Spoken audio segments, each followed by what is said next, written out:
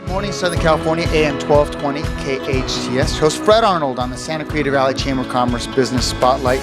Joined by Robert Arak with Scubatude. That's me. Welcome to the show. Thank you, Fred. So, went to Hawaii one time. My kids wanted to scuba dive, and my two brave ones said, "Let's do it, Dad." And so I learned how to do it there, and I wish I would have learned to do it much before that, because I was able to share a world underwater that they or myself had never seen. Every diver's biggest complaint is that they didn't do it soon enough in life. Right. What I can share experience with it was actually three of my kids, Alex, Katie, and Jack. Got to experience that with me. Oh, yeah. And it was absolutely beautiful. Let's talk about getting scuba trained. Okay. Tell me more. How do you do that? You do it at the in Castaic, correct? So we start in Castaic. Scuba training is really three phases. It's academics, confined water, and then ocean training.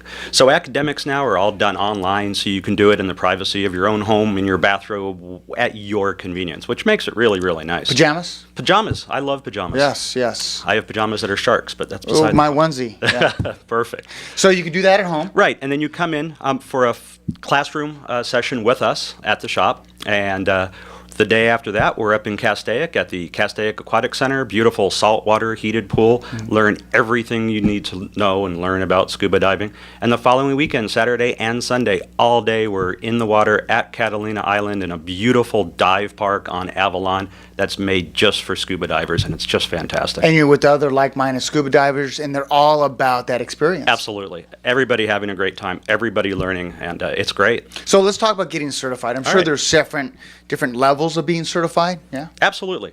There's the entry level, basic open water. At that point, once you're certified as an open water diver, you're certified to go out with another certified buddy and go dive. And then you can move on from there to advanced, rescue, specialties, including night and deep and dry suit.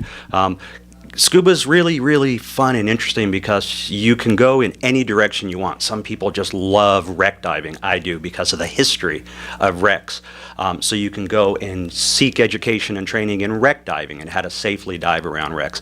Other people just love photography. When you said wreck diving, I'm going, okay, what does that mean? Got it. Okay, ships that have fallen or things to look at. Absolutely. And it's the history of it for me is fantastic. Did I say ships that have fallen? Ships that have sunk, right? You know, whatever. Gone down to the bottom? Yeah. So let me ask you about fears, because there's that fear of confinement. You know, we breathe oxygen. There's not oxygen down there. Let's talk about the initial fear to begin with. Well, two things. Number one is it's just a really foreign environment. And just as you said, we're used to having air available all around us and not just relying on that regulator in your mouth. But once you do it, once you realize that you can breathe, and not only can you breathe, but it's actually a little easier to breathe through a regulator. It's a little bit of forced air. You're not actually asking for the air. It's just kind of there when you want it. It really gives you a freedom underwater that we really don't have above water. That sounds beautiful. Oh, it is. But initially it's that fear of the unknown. And a lot of snorkelers will say that. I'm not sure if I want to try scuba diving. I've done, snorkeling, and I'm a little weary of what's underneath there. Because you don't know until you get there. But once you're down there, once you're underwater and you see what there is, it's no longer unknown. The fear, right. That fear is gone. That fear goes away. Absolutely.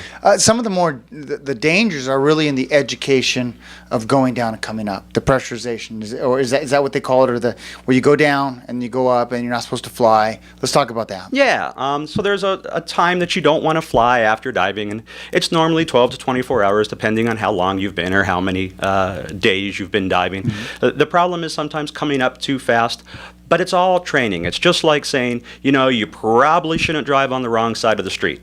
As we learn to drive, we learn the rules of driving, and typically we can drive relatively safely. Diving is a lot the same way, and it's really kind of a self-contained bubble. Most of the time when you're driving and an accident happens, we always know it's the other guy's fault. There's not a lot of other guys underwater. It's you and your ability. So as long as your training is good, solid, you follow the rules, you have a great time and you do it safely. I love it. I was talking earlier segment today about playing to win. Right. And doing the training to go in the unknown is playing to win. Absolutely. And I love it. Absolutely. And that's what you do. You allow people to get out of their comfort zone, Learn something new and play to win. Every single day. Scuba groups, any out here? Yeah, there are. Santa Clarita has a wonderful group. It's the Santa Clarita Dive Club. They meet once a month on Wednesday nights at a local pizza place, so it's a really good place to learn about diving, meet other divers, get together in buddy teams to go out and explore new dive sites or even old dive sites that you love, or during season even go out and get some lobsters to cook up for dinner. Nice. Oh, yeah. Those who want to get your education, they go online, call you, how do they best get a hold of you? To scuba dive and learn the train, you can call us at the shop at Scubatude. The number is 844-SCUBATUDE. The website, www.scubatude.com, or you can email me directly, Robert@Scubatude. I'd love to hear from people. That's Scubatude, SCUBATUDE. T as in Tom, UDE. Like an attitude. It's scuba. Yep, and it's a good attitude. It's getting out of your comfort zone. Robert, Arak, thanks for coming in. Fred, thank you so much. Absolutely. I hope you enjoyed this edition of the Santa Clarita Valley Chamber of Commerce Business Spotlight. I'm your host, Fred Arnold, on AM 1220 KHTS.